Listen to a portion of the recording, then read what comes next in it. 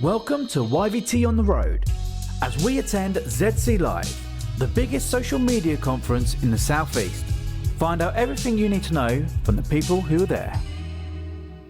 Hello, you are joining me back at the ZC Live video podcast studio where I am joined by Hayden, but I'm not going to introduce your business because it's all changed. Yeah, I changed the name.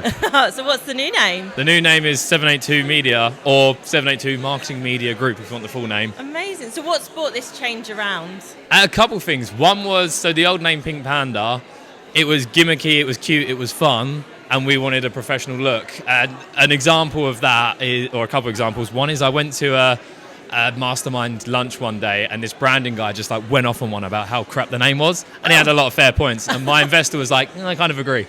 And we've just got a new client in London, like very corporate. He had to go to the board to get approval, and we changed the name just as we onboarded him. And I was thinking, oh God, we're a brand new company. I've got to tell him now that we're starting working together that we've just changed our name. Is this going to look dodgy?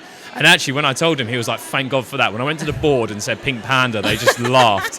So that was one of the reasons, to look more professional. Okay. The second reason was I just got tired of people saying, how is it going with Pink Panther? Oh, no. Really? Yeah, anyone that was like over 35, 40, just brain went Pink Panther. Oh, yeah, no, Yeah, but no. Don't know. I like, your branding was very much, like, it was a Pink Panda. Like, It was there, okay. But not a problem that you got any more. No, it's just 782. There you go. You've got some exciting things coming up, because I've also seen that you're talking at the Kent Business Show. Yeah, we're on a panel together. Yeah, we are. I've never been on a panel before, have you? No.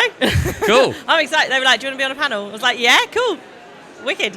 I'm just there really to get all the information from everybody else, because Zoe's on the panel with us as well. Yeah. I'm like, right, what are you guys just going to teach me? So Exactly. I was just going to sit there and what were you all going to say, guys? I'll just take selfies on the stage with everyone. Ooh, I've got to do that today. Yeah.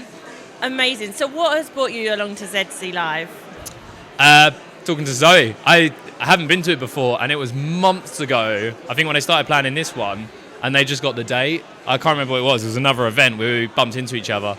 And I'd said it always looked really cool, and I've never been. And she was like, well, we've just got the date for the next one. Here's the link. And I was like, brilliant, here I am. Book. And then just sitting down in the talks, learning a lot. And I was just like sending notes, because like with my guys and me, we just do LinkedIn. And then the new stuff, the new offer we've got is based around people's marketing to their existing client base. So it's like through emails and messages. We don't do anything with Insta, TikTok, whatever. I've always just gone like, or our plan is like go one platform at a time, and we picked LinkedIn. So I'm clueless when it comes to Insta and TikTok, so I'm there taking notes. So do you still market on those platforms, even though your sole entity is LinkedIn? Don't do anything on them. It's like on the to-do list to put content out there, but like my thing is always, if you try and go on every platform, the problem you're trying to solve is, how do I post content on every platform? Yeah. Whereas if you focus on one platform, you're trying to solve the problem, how do I get clients from here? But it's knowing where your clients are, right? Yeah. So if you're going over posting on Instagram going, hey, we can make your LinkedIn better, Instagram is sitting there going, all right. Yeah, we don't like you. Great, thanks for that. Whereas if you're posting on LinkedIn saying, hey, this is how we can make your LinkedIn better, they're going, oh, cool. Because we're on that right now, and I need to make that better. Well, that's the thing we've got as well. With the name change and the new offer we've got, is our ideal client is still on LinkedIn, but a huge percentage is now not on LinkedIn. So it's like, now we've got to find another platform to add on to what we're doing. So this is where a day like today comes in. This is where it's helpful. So what is this new offer then? Are you allowed to tell us yet? Yeah. Our new offer I like getting the inside scoop, so... Our new offer is getting you to firstly ask the question, does every single client you've ever worked with know every offer that you have? And most businesses will probably find no. And so our new service helps you sell more to your existing client base by making sure they all know every offer that you have. A key example, a mate of mine has a garden maintenance business. Yeah. He sees his clients every 2 weeks, which is better than like almost any business. Seeing your clients every 2 weeks. Yet, every year, multiple times, he walks into someone's garden, brand new fence installed. And he's like, who the hell's done that? And he speaks to his client about it, and they're just like, oh, I'm so sorry, I didn't realise you did fencing. We needed a new fence. It was all blowing over and getting wobbly. So we just like Googled and found some numbers, got some quotes in, and someone did it last week. And he's like, how much was that fence? Yeah. And it's like they've just spent like thousands of pounds on this new fence. And he's like, oh my God, that's literally revenue I've just missed. So for him, if he just had an email that went out, like we're sitting in October right now, if he had an email go out to all of his customers like last month to say, cold weather's coming in, it's going to get a bit breezy and windy. If you've got any problems with your fence or need a new one, let us know and we can get it all sorted before it all blows over. How many of his clients that he's ever worked with, and he's been in business for 15 years, how many of them are going to go, oh my God, perfect timing, and then think of that across the entire year? So we basically map out across the whole year what is all the services you do and when is the right time to introduce them, and then we build a pipeline to do. We call it an aftercare funnel, and we guarantee results.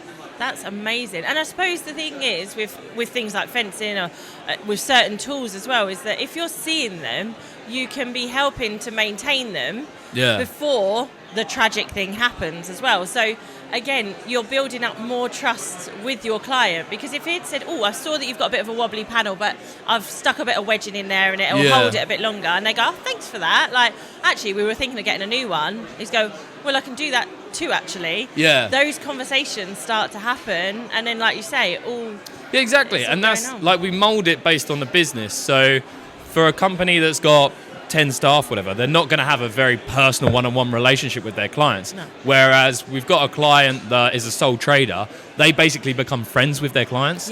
So as part of their aftercare funnel, one of the communications will be, if they book a holiday, for example, we'll get an email going out to all of their client base to say, hey guys, finally booked myself a holiday. I'm going to be away on this date. So if you need anything done, let me know by this date. Otherwise, it'll have to wait. And I don't want anyone to feel they've missed out.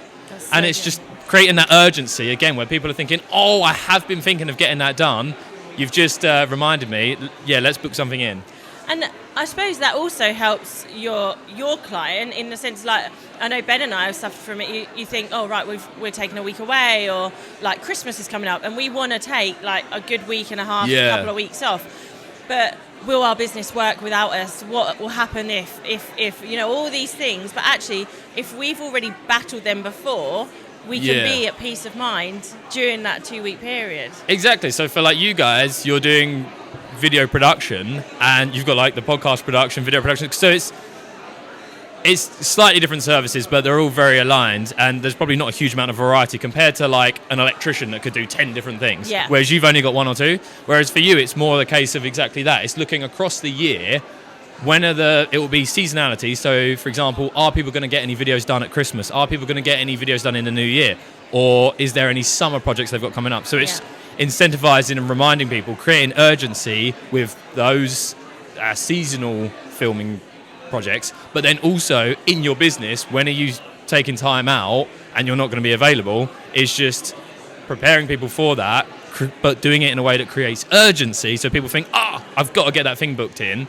And allows you to then actually take a breakaway because you've just communicated to every single person you've ever worked with that you're not going to be available on those set dates. So good, so good. We're going to grab all your details and put them in the links below so that you can reach out to Hayden and the business and see how that can support you as well.